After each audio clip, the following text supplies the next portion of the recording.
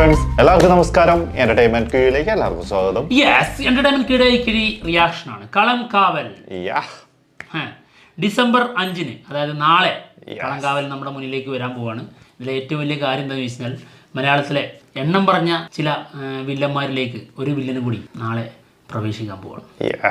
നാളെ എല്ലാ കൊല്ലം ഉണ്ടാവും ഓരോ വില്ലൻ അല്ലേ? അതെ, എല്ലാ വർഷവും ഓരോ വില്ലന്മാരെ തരും. വില്ലന്മാര് വന്നു കഴിഞ്ഞാൽ നായകനെ വിട്ടിട്ട് വില്ലന്മാരെ പിറകെ പോകാൻ തോന്നും. അതാണ് ഇപ്പത്തെ ഒരു പ്രത്യേകത. ഭയങ്കര രസമായിരിക്കും.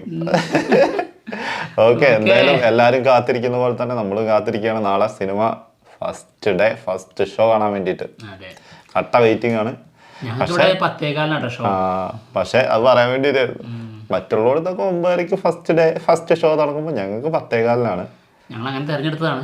അങ്ങനെ മതി, ഒരു പതിഞ്ഞ താളത്തില് ആവേശം ഒന്ന് കുറച്ച് വെച്ചിട്ട് കാണാന്നുള്ളതാണ്. അല്ല പിന്നെ വില്ലൻ വരുമ്പോ അങ്ങനെ ആയിരിക്കും. വില്ലൻ അല്ലെങ്കിലും നായകൻ വന്നതിന് ശേഷം വില്ലൻ വരുള്ളൂ. അതായിരിക്കും. പക്ഷെ പറയാൻ പറ്റില്ല, വില്ലൻ വന്നതിന് ശേഷം ചിലപ്പോ നായകനുണ്ടാവും.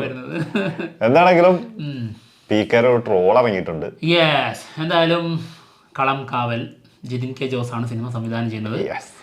വില്ലനായി എത്തുന്നത് മമ്മൂട്ടി, നായകനായി വരുന്നത് വി നായകൻ. അപ്പോൾ ട്രോൾ വീഡിയോ കാണാം. ഓക്കെ, അങ്ങോട്ട് ഒരു ചോദ്യം കൂടി ചോദിച്ചോട്ടെ? ചോദിച്ചോ. നിനക്ക് എന്താ അറിയേണ്ടത്? നിന്നോടല്ല, നീ നിന്റെ ജോലിയുടെ ഇത് റിഹേഴ്സലാ. ഒരു അവസാനമായിട്ടാണേ ഇന്നത്തെ എനിക്കൊരു ഡൗട്ട് ഉണ്ടായിരുന്നു. ഒത്തിരി വ്യത്യസ്തമായിട്ടുള്ള കഥാപാത്രങ്ങൾ ചെയ്തുകൊണ്ടിരിക്കുന്നു കളങ്കാവില്. മനസ്സിലായി. ഏറ്റവും വ്യത്യസ്തമായിട്ട് ഇപ്പൊ ചെയ്യാനായിട്ട് പോകുന്നു. ഞങ്ങളെല്ലാം പ്രതീക്ഷിച്ചിരിക്കുന്നു. ഞാൻ ഇങ്ങനത്തെ ഒരു കഥ എഴുതിക്കൊണ്ട് വന്നാലായിരിക്കും എനിക്ക് മമ്മൂക്ക് ഇംപ്രസ് ചെയ്യാൻ പറ്റുന്നത്. മറുപടി ഉടനെ വേണം. കഥ ഉണ്ടാവുമ്പോഴും എഴുതുമ്പോഴും ഒരിക്കലും എന്റെ മനസ്സിൽ കണ്ടുകൊണ്ട് എഴുതരുത്.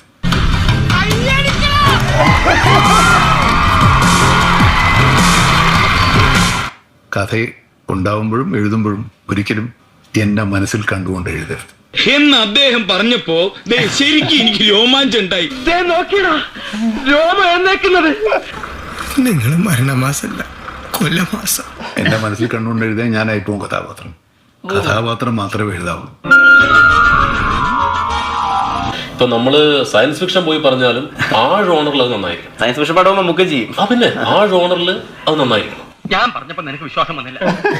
വേണ്ടല്ലോ, വേണ്ട. ഇപ്പോഴത്തെ ട്രെൻഡ് കോമഡിയാണ്, ആക്ഷനാണ്, ലവ് സ്റ്റോറിയാണ് എന്നൊക്കെ പറഞ്ഞ് നടക്കുന്നവരുണ്ട്. അങ്ങനെ ഒരു ട്രെൻഡും ഇല്ല. അയ്യോ, വീണ്ടും പോയിന്റ്. പ്രേക്ഷകൻ ഇതൊക്കെയാണ് ഇഷ്ടം എന്ന മുൻവിധിയോടുകൂടി സിനിമയെ സമീപിച്ചിട്ട് കാര്യമില്ലെന്നാണ്. പ്രേക്ഷകൻ എന്ത് കാണണമെന്ന് സംവിധായകന് തീരുമാനിക്കാൻ കഴിയണം. ആ സിനിമയോട് കമ്മിറ്റ്മെന്റ് ഉള്ള ഒരാൾ മറ്റൊന്നും ആലോചിക്കേണ്ട കാര്യമില്ല, ആലോചിക്കാൻ പാടില്ല. അങ്ങനെയാണെങ്കിൽ ഇങ്ങനത്തെ പടങ്ങൾ ഉണ്ടാവുള്ളൂ. പിടികിട്ടിയ അതുകൊണ്ട് നെഞ്ചുറപ്പോടെ അയാളെ ചൂണ്ടി നമുക്ക് പറയാൻ കഴിയും, അതൊരു നടനാണ്. നമ്മൾ ചെയ്യുന്ന ജോലി നമ്മളെ വിശ്രമിക്കാൻ വിടരുത്. ഇനിയും മുന്നോട്ട്, അത് മാത്രമായിരിക്കണം ലക്ഷ്യം. അങ്ങനെയാണെങ്കിൽ ഇങ്ങനത്തെ പടങ്ങൾ ഉണ്ടാവുള്ളൂ. പിടികിട്ടിയ തൃപ്തിയായി. എനിക്ക് ഇത്രയും മാത്രമേ അറിയേണ്ടതുണ്ടായിരുന്നുള്ളൂ. ശേഷം ഭാഗം സ്ക്രീനിൽ കാണാം. ഇത് എന്നെ സംബന്ധിച്ചോളം സിനിമയല്ല പരീക്ഷണം, എന്റെ കഥാപാത്രമാണ് ഇതിന്റെ ഏറ്റവും വലിയ പരീക്ഷണം. என் தங்கச்சி தான் சார். அவ எங்களோட பொண்ணு தான் சார். அவ திரும்பி வருவாளா சார்? എന്റെ മജീദ്, ഇത് ഐറ്റം വേറെയാ. ഈ പറഞ്ഞതിന് വേറൊരു അർത്ഥം ഇല്ലേ? അത് തന്നെ പോരട്ടെ. അതായത് ഈ സിനിമയിലെ നായകൻ വിനായകനാണ്. എന്റെ ഭാഗ്യാന്ന് എല്ലാരും പറയണേ. അതും നമ്മളോട് ഇങ്ങോട്ട് ആവശ്യപ്പെടുക പറഞ്ഞ ഇത് കൂടെ നീ എന്താ വേണ്ട? നിനക്ക് ശുക്രദശ തുടങ്ങി അർത്ഥം. ഭാഗ്യവാൻ. വിനായകനാണ് നമ്മുടെ സിനിമയിലെ നായകൻ. ഞാൻ നായകനാണ്, പക്ഷെ പ്രതിനായകൻ. പിന്നീട് കൊല്ലാന്നുള്ളത് എനിക്കൊരു ഹരമായി മാറി. അതിന് തക്കതായ കാരണം കാണുമല്ലോ നായരെ. കാണാൻ പോണ പൂരം എന്തിനാ നായരെ പറഞ്ഞറിയിക്കണത്? ഞാൻ പ്രതിനായകൻ. ഹീറോ പാപ്പിയാവുമ്പോ മാഷ് പിന്നെ ആരാ? വില്ലൻ, നല്ല ബെസ്റ്റ് വില്ലൻ. ഈ സിനിമയിൽ ഞാൻ ചെയ്ത കഥാപാത്രങ്ങൾ പക്ഷേ നിങ്ങൾക്ക് സ്നേഹിക്കാനോ ഇഷ്ടപ്പെടാനോ വലിയ ബുദ്ധിമുട്ടാണ്. പക്ഷേ ഈ കഥാപാത്രം നിങ്ങൾക്ക് സിനിമ കണ്ടു പോകുമ്പോൾ തിയേറ്ററിൽ ഉപേക്ഷിച്ചിട്ട് പോകാൻ പറ്റും. ചുമ്മാ പറഞ്ഞായിരിക്കുമല്ലേ? ചുമ്മാ പറഞ്ഞതാ. കൂടെ പോലും കഥാപാത്രം വെറുതെ ആവില്ല, ഇതിലെന്തോ ഉണ്ട്. ശരിയാ രാജു. സംഭവം ഉണ്ട്. ഏറ്റവും കൂടുതൽ സുഖം കിട്ടുന്നത് മനുഷ്യനെ കൊല്ലും.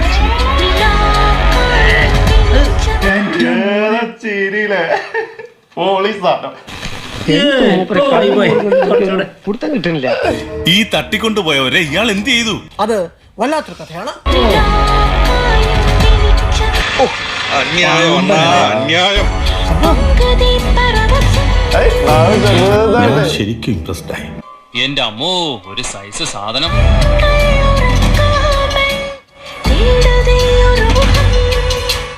പറഞ്ഞു കേട്ടിടത്തോളം ഇയാൾ ആളൊരു സൈക്കോയാണ്.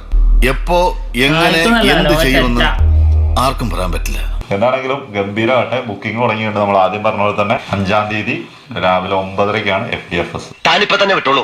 തൃശ്ശൂരോ ഷൊർണൂരോ എവിടെ വേണേലും പോയി 2 ടിക്കറ്റ് ശരിയാക്കാം. എന്താണെങ്കിലും തകർക്കട്ടെ. 5-ാം തീയതി നമുക്കും പൊളിക്കാം.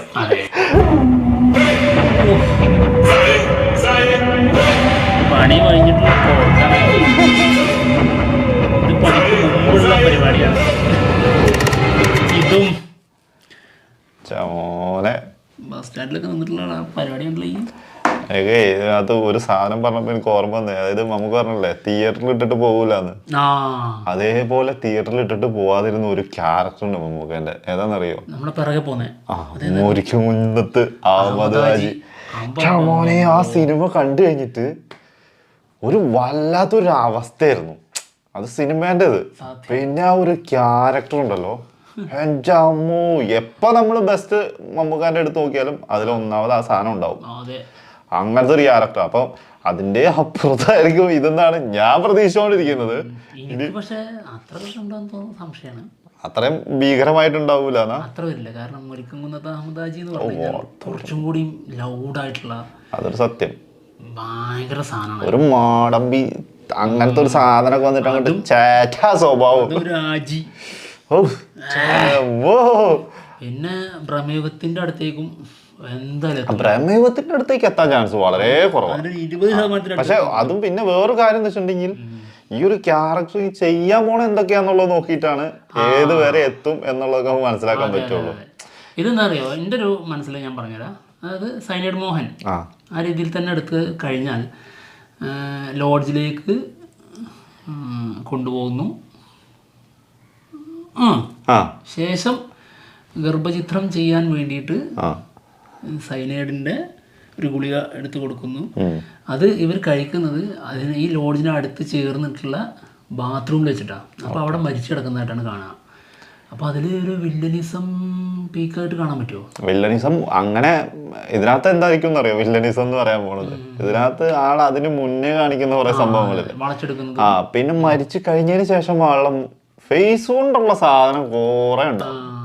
അത് ഇതിനകത്ത് ഇപ്പൊ ഈ ചെറിയ ടീസറിലാണെങ്കിൽ നമുക്ക് കിട്ടുന്ന കുറച്ച് സാധനങ്ങളുണ്ടല്ലോ, അതുപോലെ തന്നെ ആ ഒരു ഭീകരത ഉണ്ടല്ലോ ഫേസിൽ ഉണ്ടാക്കാൻ പറ്റണേ, അതൊക്കെ മിക്കവാറും കാണാൻ പറ്റും. അതായത് കൊല്ലുന്നതോ അല്ലെങ്കിൽ അങ്ങനത്തെ സാധനം ഒരിക്കലും പ്രതീക്ഷിക്കണ്ട. അതായത് ഒരുപാട് ഫാൻ മെയ്ഡ് പോസ്റ്റേഴ്സ് കാണുമ്പോൾ നമുക്ക് മനസ്സിലാവും.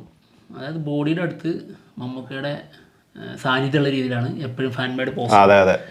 അപ്പോൾ അങ്ങനെയുള്ള രീതിയിലുള്ള കൊലപാതകം അല്ല സാധാരണ ഈ സൈനൈഡ് മോഹൻ ചെയ്തിട്ടുള്ളത്. മനസ്സിലാവുന്നുണ്ടോ? അപ്പോൾ അതിൻ്റെ പ്രത്യേകത അത് നമ്മളിപ്പോൾ സാധാരണ യൂഷ്വലായിട്ട് കണ്ട് വന്നിട്ടുള്ള ഈ സീരിയൽ സൈക്കോ കില്ലർ അങ്ങനെ തലക്കടിച്ച് കൊല്ലുന്നു, ഭീകരമായിട്ട് വയലൻസോടെ അല്ലെങ്കിൽ എന്തെങ്കിലും ഒരു പാറ്റേൺ വെച്ചിട്ട് കൊലപാതകം നടത്തുന്നത്, ആ കാണുന്ന സമയത്ത് എന്തായാലും പരിപാടി എന്ന് തോന്നുന്ന ലെവലുള്ള സാധനം ഉണ്ടല്ലോ, അത് നമ്മൾ ഇതിൽ നിന്ന് എക്സ്പെക്ട് ചെയ്യരുത്. ഒരിക്കലും അങ്ങനെ ചിന്തിക്കരുത്. അല്ലാത്ത രീതിയിലുള്ള സംഭവങ്ങൾ എല്ലാം ഉണ്ടാവും. ചില സമയങ്ങളിൽ വേറെ എന്തെങ്കിലുമൊക്കെ പ്രതീക്ഷിക്കാത്ത കാര്യങ്ങൾ വരുന്നുണ്ടെങ്കിൽ അങ്ങനെയുള്ള ചില കൊലപാതകങ്ങൾ നേരിട്ട് കാണാൻ സംഭവിച്ചേക്കാം. അല്ലാത്തതൊന്നും ഈ ബാക്കിയുള്ളതൊന്നും ഇങ്ങനെ കാണാൻ പറ്റുമെന്ന് വിചാരിക്കരുത്. പിന്നെ മാത്രല്ല 21 ആൾക്കാരെ ഇങ്ങനെ ഇതേ കൊല്ലുന്നത് ഇങ്ങനെ കാണിച്ചുകൊണ്ടേ ഇരിക്കുവോ? അപ്പൊ തന്നെ ബോറടിക്കൂലേ? കണ്ടിന്യൂസ് ഇത് തന്നെയാണ്. പിന്നെ ഭയങ്കരമായിട്ട് അടിക്കും. ഇതിനകത്ത് ഏറ്റവും എനിക്ക് തോന്നിയിട്ടുള്ളത് ഒന്നില്ലെങ്കിൽ എന്തെങ്കിലും 1-2 ഒക്കെ നല്ല രീതിയിൽ കാണിക്കുന്നുണ്ടാവും. അതെ അത് കാണിച്ചത് അത് കാണിക്കാൻ. പിന്നെ വേറെ എന്താന്ന് വെച്ചാല് ഇതിലെ നായകൻ വിനായകനാണ്. അതെ, ഈ കേസ് അന്വേഷിക്കുന്നതും വിനായകനാണ്. അപ്പൊ അതുകൊണ്ട് തന്നെ അവരുടെ കൂടെയായിരിക്കും നമ്മൾ സഞ്ചരിക്കുക. തീർച്ചയായിട്ടും. അപ്പോൾ അപ്പുറത്ത് ഡിസപ്പിയർ ആയിട്ടുള്ള ആളിങ്ങനെ ചില സമയങ്ങളിൽ അപ്പിയർ ആവും, പിന്നെയും കാണാതാവും, അങ്ങനെയുള്ള ക്യാരക്ടർ ആയിരിക്കുമല്ലോ. അപ്പൊ ഇമ്പാക്ട് കുറച്ച് കുറവായിരിക്കും എന്നുള്ളതാണ് എൻ്റെ അഭിപ്രായം. ഇപ്പോൾ ക്രിസ്റ്റഫർ എന്ന ക്യാരക്ടറല്ലേ നമ്മുടെ രാക്ഷസനല്ലേ, അതുപോലത്തെ നമ്മൾ വേറൊരു തലത്തിലേക്ക് എത്തിക്കാൻ വേണ്ടി കുറേ കാര്യങ്ങൾ കൊടുത്തിട്ടുണ്ടെങ്കിൽ ഓക്കെ, ഇതങ്ങനെ കൊടുക്കുന്ന ഒരു ക്യാരക്ടർ അല്ല. ഇതിനകത്ത് വേറൊരു കാര്യം പറഞ്ഞുതരാം. ഭയങ്കരമായിട്ടുള്ള അല്ലെങ്കിൽ മമ്മൂക്ക ഭയങ്കരമായിട്ട് ക്രൂവൽ ആയിട്ടുള്ള സാധനങ്ങളൊന്നും പ്രതീക്ഷിച്ചു പോകണ്ട. അല്ലാതെ നമ്മൾ പറഞ്ഞില്ലേ, ഈ എക്സ്പ്രഷനുകൾ കൊണ്ട്, ആളുടെ നോട്ടങ്ങൾ കൊണ്ട്, ആളുടെ ബോഡി ലാംഗ്വേജ് കൊണ്ട്, ഇങ്ങനെ കുറെ സാധനങ്ങൾ കൊണ്ട് നമുക്ക് പെർഫോമൻസ് നല്ല പീക്ക് സാധനം കിട്ടും. അതാണ് ഇപ്പൊ ഇതിൽ തന്നെ. അതായത് ഒന്ന് ട്രെയിലർ, ടീസർ, പിന്നെ അതിന് മുൻപ് വന്ന അത് ടീസർ ആയിരുന്നു ടീസർ.